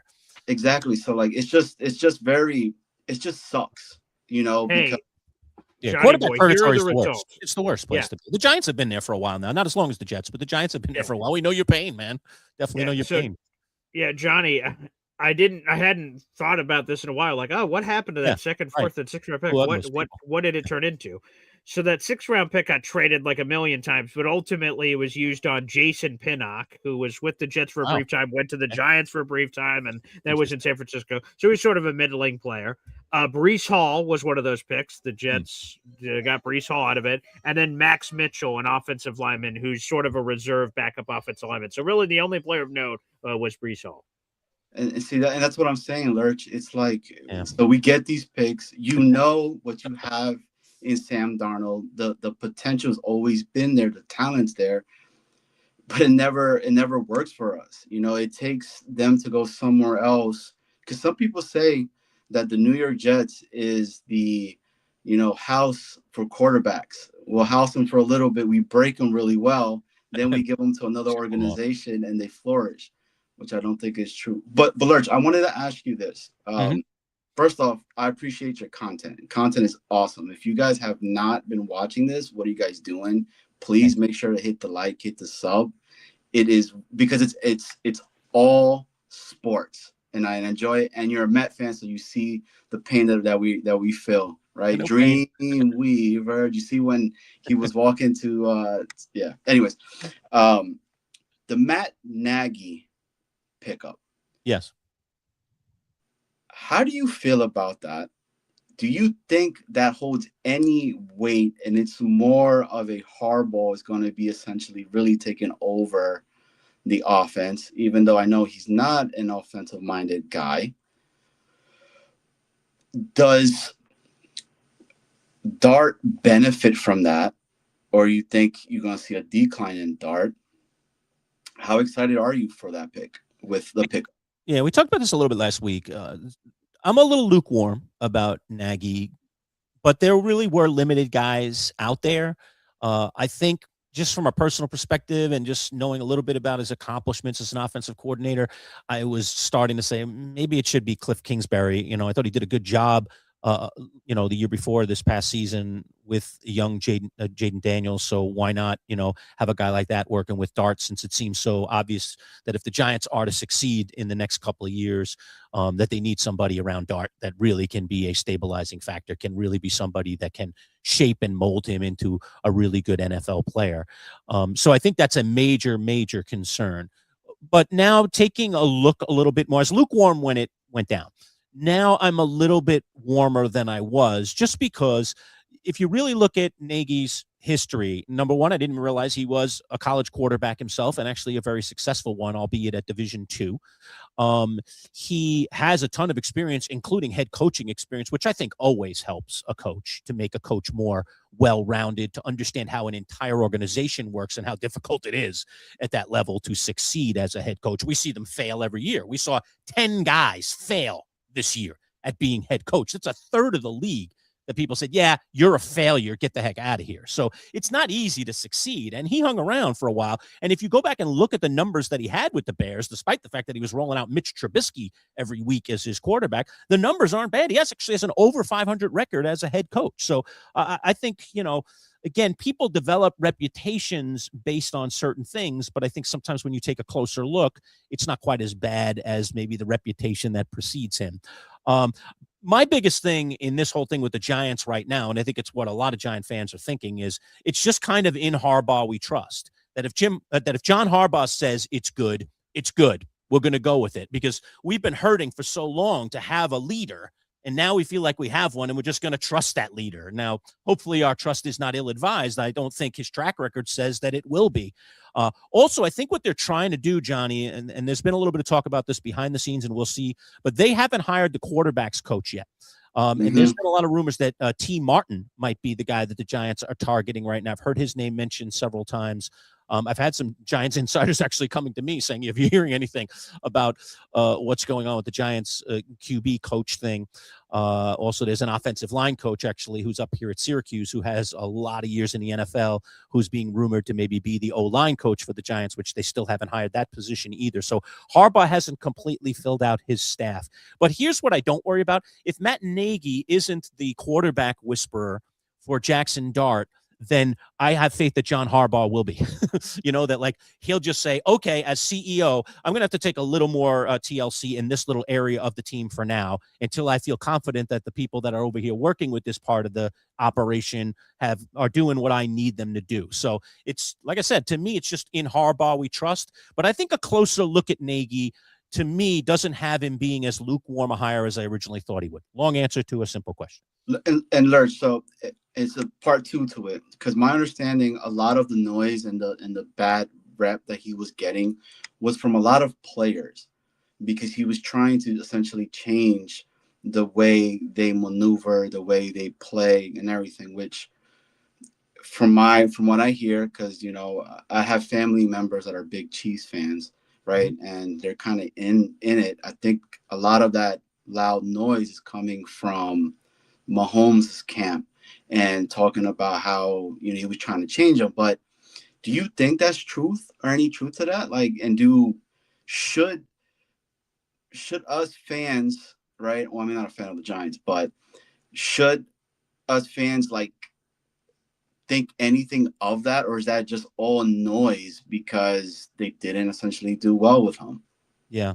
Well, I think there's a lot of reasons why that Kansas City offense has struggled in recent years. And I think you don't have to point much further than, the receiving core that they've been putting together year in and year out around Mahomes. You've got an aging Kelsey who's, still out there doing his thing, but he's nowhere near what the guy once was. He was an amazing anomaly for a whole bunch of seasons. Any of us that ever had him in fantasy football know all about that. I mean, he was a tight end god. He just hasn't been that in recent years. Their running game has failed them miserably. Mostly because of injury. So that's been a problem. And just think about this for a second, Johnny boy. How do you, as an OC, even a guy that comes in with head coaching pedigree, all right, and is hired by a guy who might be the most trusted coach in all of football right now, Andy Reid, when it comes to offensive minds. I mean, you're not going to trust that Andy Reid is going to bring in an OC that he's comfortable with.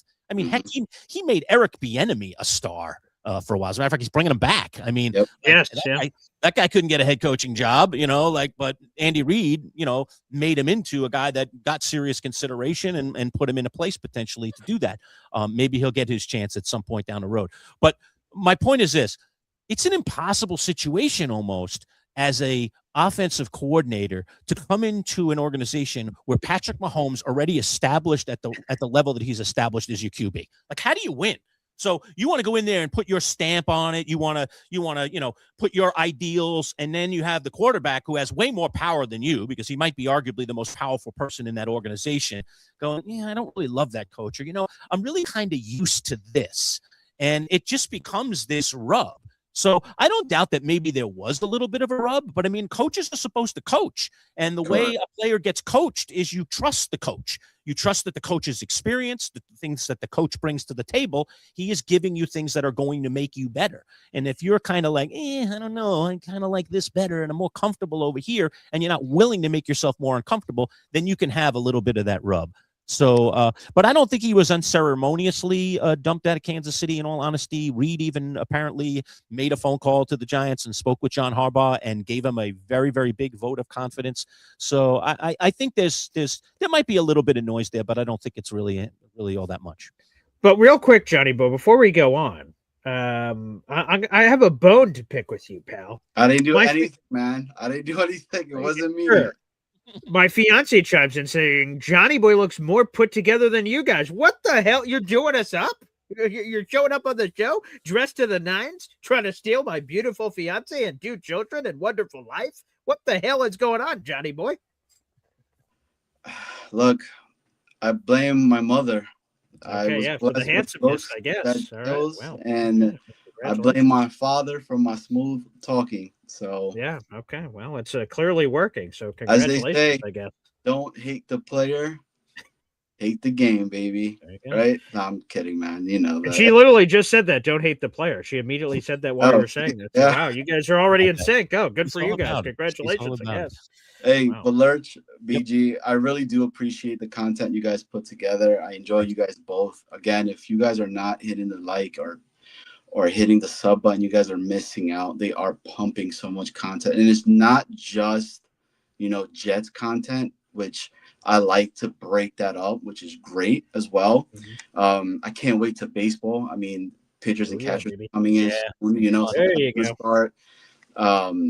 You break down some basketball, you talk about that. But last thing, your guys' thoughts on what happened to Lindsey Vonn. And I'll leave you guys at that, man. Appreciate you guys. Thanks, Johnny Boy. Thank you, Appreciate Johnny. you, man. Yeah. I watched it. Yeah. It's been a fascinating story, the Lindsey Vonn story, coming back at the age of 41. She recently had won a downhill. Now she raced yesterday, obviously in the downhill, and unfortunately had a terrible fall. I mean, caught her shoulder and arm on one of the flags coming down over a steep hill, and then went flying head over heels and tumbled several times. That the airlift her off the course. So that's a little of the background. It appears it was still don't have all the details, but it appears that she broke one of her legs. That was the primary damage, that she fractured one of her legs. She was already skating. She was already skiing, I should say, not skating, skiing with a completely ruptured ACL in her left knee, and still decided, I want to go, close to 80 miles per hour down the steepest hill, that you could possibly go down, and try and do it faster than anyone else in the world. I mean, that in itself is courage. If you want to call anything in sports courage, that's about as courageous as it gets. And to do it at age 41, and to get all the way there, and then literally to blow that ACL out less than 2 weeks before her performance in the Olympics, and then to still say, I'm still going to do it. That's an athlete being an athlete, right? Just saying, no matter what, I'll put a brace on it. I may have nothing in between, my lower leg and my upper leg, but I don't care. I'm going to put myself in this crazy position and try to just do it one more time. Just do one 2-minute run down a hill and try and be the greatest in the world for a day. And so it didn't happen for her. It was a fascinating story, I think. I would like to, I don't want to say I like to think. I would believe that maybe this is the end of the road for her in terms of skiing. To me, it feels like this was her last hurrah, and she's had so many injuries. So if she attempts another comeback off of this comeback, that would be just unbelievably epic. But I give credit where credit's due. I mean, but I just wish it hadn't ended. And she only was on the hill for like 15 seconds, so it really happened very fast. It didn't even happen at the bottom of the run where you could say like, "Oh my God, look at her! She might do this. She might do this." We never really got that chance. It practically ended before it began. It was crazy, but I watched it. It was compelling television. I'll tell you that much. Yeah, I mean, her decision was met with a lot of criticism, not the injury I'm talking about just in general, to do this at her age. And when people qualified it with the age thing, that really upset her. She had some very aggressive social media posts about it. But hey, man, age is just a number. I love it. I think it's inspirational to people. That's unfortunate what happened there with the injury, and more details to come, I'm sure. But 100%, I love that message from Mad Merch. Hey, she did it on her own terms, so kudos to her now. And again, I think that's the way to look at it. Right? It's the athlete's choice. Of course. How they want to do it, Yeah. She gets a ton of attention. I mean, she is she has a great team of people, and obviously she's very, very shrewd in the world of PR. She got a ton of coverage for that 2 minutes that she was perhaps to deliver to us on television. That 2 minutes ended up being 15 seconds. It kind of felt like one of those boxing matches that we wait forever, like, I don't know, it's going to be the Tyson comeback. I can't think off the top of my head of one of them, where we had some legend come back and say, all right, they're going to do it. And then the match, and then the guy was knocked out in the first, 30 seconds of the first round. And you're like, oh man, I didn't even get to dig into my popcorn yet. And that thing's over already. So, where I sat through all those preliminary matches just to see that, that wasn't fun. So it kind of had that very disappointing sour taste ending, because we wanted to see that 2 minutes and just see how it ended up, even if it was I'm in 10th place, just to see her try to do it. And the fact that it ended in 15 seconds to me was maybe the most disappointing thing about it from a viewer standpoint. Obviously, as a human being, hopefully she's going to be okay and recovers from this and, has no problems going forward, being a healthy human being. So. Right. And real quick, just from Mad Merch again. Mad Merch, by the way, dropped me an email in the chat as well. So you have a way to reach out to me again to get your pint glass. But Mad Merch says some movies don't have a happy ending, which, this is what I'm about to say is going to sound very dark maybe, but I think when not all stories have if every story had a happy ending, I think it would sort of grow dull, the euphoria and elation with happy endings. The fact that they're intermittingly, there's not it's not like every fourth one is a happy ending. It's all circumstance. Right. Random things are happy endings. So random things are happy stories. I think that allows us to embrace the successes and embrace the failures in different ways. The fact that it doesn't happen all the time, and that's how you can appreciate it more, quite frankly. So well said there from Mad Merch. Yeah, very well said. Yeah, very cool. All right, that was a good bunch of calls. Appreciated that. Thank you for those of you that popped in on the phone lines and gave us a call. 2 pint glasses going out the door. Your pop is getting one. There you go. And then we're going to send one over to Mad Merch as well. So I will get over to the post office later this week and get those mailed out to you guys so you can enjoy a lovely pint. Put some nice fry. I got water today, but the other day when we broke these open, I was indeed drinking a nice cold brew. So maybe later in the week, things calm down. I'll throw down again on the show. 11 o'clock in the morning is a little early for me, but why not? Nonetheless, sure. Nonetheless, gotta live life. Yep, never bad. So yeah. Fun stuff. And again, if you want to throw up the flower thing one more time for anybody as we kind of wrap up today's show, this Saturday is Valentine's Day. You can see it below. We got a little online code that you can pop in at the Allen Floral Group. The website is allenfloralgroup.com, particularly if you live right here in the central New York area. But this is for online orders only. And you get 10% off your Valentine's Day order if you put in the promo code Manchild10. So Manchild10, Manchild10, and you can get 10% off your flower order. Again, Valentine's Day is this coming Saturday, so at the end of this week. So yeah, don't forget about Valentine's Day. If you have a sweetheart or you have a lovely, then don't forget about that. Be ahead of the curve. Have it all set up and ready to go. Make sure it's there for you so you can deliver on time. On-time gifts always play better, especially when it comes to the ladies. I've learned this over my experience in life. All right, and take it to the bank, as they say. All right, PT, final thoughts if you have any today. What do you got?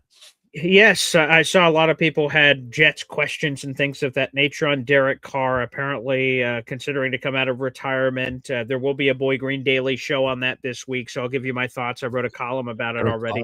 Come out of retirement this morning. Yes, so Derek Carr could come out of retirement after a year away. So, folks, you guys can check out that story on heavy.com for my immediate thoughts, but we'll be doing a Boy Green Daily episode at some point this week. Could come tomorrow. We'll see with the other topic matters that are coming in. I see people were asking about the recent hires. The Jets made a couple of assistant coaching hires. Again, I have more thoughts on that on heavy.com and also on YouTube Shorts, where we'll address those 2 new hires. So more information on all that stuff to come. Long story short, everybody. So appreciate it. And yes, I see that William Ameley saying, there she is. What a cutie, Zariah Luna. So Zariah Luna, do you want to say hello to everybody? Here you go. You want to say hello? What's say up, hi. Zariah? How are you? How are you doing? Oh, good. How are you doing? Okay, That there hair's you getting go. long. Look at how long her hair is Yeah. getting. Yep. Oh She's yeah. getting long She hair just now. curls, so you can't even tell, but it goes all the way down to her bum. Mhm. So there you go. Look Very at that. nice. Great. Keep Fantastic. growing it out, honey. Keep growing it out. That's the spirit. So yeah. So again, more information to come. But yes. So all that Jet stuff. There'll be. I'll have more stuff on that coming up shortly. Again, congratulations to Hop on Pop and Mad Merch for winning the 2 pint classes. Those will come on random times if Lurch ever decides to do that again. Or, of course, the merch shop will open up and you guys will have your opportunity to purchase them yourself. So, again, one more reminder. I think I know how my pop is going to reach out to me on the location that he wants this. But for Mad Merch, again, on the screen, I want to give you another opportunity. No matter where you are, where you prefer, excuse me, email or social media, please reach out and get me that shipping information, and I'll be able to give that over to Lurch, and then we'll take it from there and get you that pint class as soon as possible. There you go. All right. Fantastic. All right. Another one in the books, as they say. We've got great stuff for you again this week. Bud Poliquin is back with us this week. We'll drop that tomorrow. Our little brunch with Bud. We'll definitely talk Super Bowl with Bud. We'll get his take on the whole Sam Darnold thing. Any baseball news, we're always dabbling there. Sure. And we didn't get to it today, but I'm dying to talk to Bud about how my Knicks throttled your Celtics in your building. Hey, Right before the Super Bowl. I got to enjoy that. That was very enjoyable. What the heck happened with your boy? Regular season, who cares? Yeah, okay. A week ago, he was like, "We're gonna stomp you into the ground 6 ways from Sunday." Then I sent him a text as we're blowing him out late in the fourth quarter. I was like, "Did your team even show up today?" And he's like, "Yeah, regular season, who cares?" That was like what I was saying to you last year, right? And that's true. We actually did. It just depends on the results, and I can give you a different answer based on that. Very convenient for you as a Celtics fan. Certainly, you have a few more championships than I do, so I guess you've earned the right to be an egomaniacal idiot sometimes about it. I am much more humble because I'm just waiting since 1973 for my team to show up in a finals and actually win one. It's taken a while for you. We haven't even been to one in a million years since the Patrick Ewing days. So, oh no, did we get to one with Spreewell? Maybe we did. That Spreewell team get to one. Yeah, I think so. And then we when we even get there, we don't even show up. So maybe this will be our year. We'll see. But the Knicks didn't make any big moves, but they're making some little moves. Alvarado got in for his first action against the Celtics. Good. Congratulations. We'll talk with that. We got Sean Devaney. He usually joins us on Friday, so it'll be later in the week, either Thursday or Friday. Sean will join us, and we certainly will talk about that game. We'll talk about what's going on in the NBA now that the trade deadline has come and gone. How does it set up for the rest of these teams? And we'll have our usual bevy of Jets, Giants, Bills insiders to chat all with us all week. We'll obviously start to fan the flames, dare I say, for the draft, which is going to be here before you know it. It's in April. It's in Pittsburgh, PA. Ooh, baby. So maybe even a road trip for us if we can figure out a way. We'll have to see date-wise, but I would love maybe to make a trip to the NFL draft. Sure. We saw it. We stood on the very ground, Boy Green. Oh, yes. That will take place right on the shores of those 3 big rivers in Pittsburgh, right outside Acrisure Stadium. So that's going to be quite the showcase there in Pittsburgh. What a fantastic venue for the draft. So I'll have to see if my place is available. I'll have to look into that sooner rather than later. Yeah, very much so. Right. I got a place that I've stayed in Pittsburgh a million years that is walking distance to the draft spot. We would not even have to get in a car. So that would be super great. Convenient. Just walk over to the draft and walk on back to our hotel. Wouldn't that be cool? Hey. So I'll have to see, this guy's, I don't want to give any details. Somebody might steal our place. So I'll keep it quiet. Oh, that's a good point. That's a good point. If it's even available. But anyway, we'll look into that as well. All right. We will see you live again on Wednesdays, folks, on this Wednesday at 11 o'clock as usual. But also, we'll be dropping videos the rest of the week. So pay attention. Again, if you're not a subscriber, please click that subscribe button one last time and become part of our growing community. If you want to support us even more, you can become a member. We have memberships now available. Just go to @MC Show Digital. You saw the link right there. And you can become a member, just become part of our 12th Manchild at $4.99, or you can become a diehard or a Hall of Famer and join us in a fantasy football league that we're going to be forming for digital members only. So a lot of fun stuff, and you get a lot of perks. I'm still waiting for somebody to pop out that Mookie emoji, man. I want to see that, Boy Green. How do you get that name? I won't put that on my name. I like that Mookie emoji. That our guys. Who's our guy that does the emojis? Give him some. Give him props here. Great guy. Yes, that's the other half of the team. You heard Johnny Boy call in. The other half of the team, of course, is Snowball, who cranks those out. So Snowball of Jets Worldwide. And again, here it is. if you guys are a member to the 12th Manchild right now, you can make this. It's the Mookie emoji. I love yeah, that. the Mookie emoji. Right, exactly. You can make the Mookie emoji fly. So Mad Mertz or Hop on Pop or any other members on the MC Show digital airwaves, you guys can throw that Mookie emoji all over the place. So feel free in the comment section. Let's see. Is it a likeness? I think it's pretty close, Boy Green. Yeah, let's do both of these up together. Look at the camera, buddy. Yeah, that's pretty good, man. That's pretty good. Shout out to Snowball. All Very right. nice. All right. He's like, what the heck you want to put me on camera right now for? I'm down here trying to get some Z's while you do the show, Pop. That's a good point. Yeah. Mookie's here for every show, folks. He literally sees me starting to put my gear together and heading. Oh, there they are. Shout out to Mad Mertz, by the way. Let's go. Nice. So so Mookie literally every day that I do the show, whether we're recording an interview, whether we're doing our live shows on Monday and Wednesday mornings, he sees me starting to get my gear on, and he's in the office. He's 2 feet away from me, and he gets he's carving out his spot. He is here every bleeping day that I'm here in the studio. He never misses a show. He's the only one that never misses a show. Now he sleeps through most of the shows, but he never misses a show. And you remember back in the last the waning days of radio, right before we hung it up on the radio side and went all digital, I was bringing Mookie in once a week, and you saw him. Boom, he's like, he'd come in, he was friendly to everyone, and then out like a light. Yeah, that's when the right. show ended at noon, he'd hear us wrapping up. He'd popped up, and he was ready to go home. Yeah, absolutely loved it. So he loves that sports content. I don't know what he's getting out of it, but he's become more knowledgeable, that's for sure. Very good. All right, that'll put a nice neat bow on it. Thanks everybody again today. We will see you again live on Wednesday. Enjoy the rest of the content that we'll be dropping all week long. Take care, everybody. We'll see you.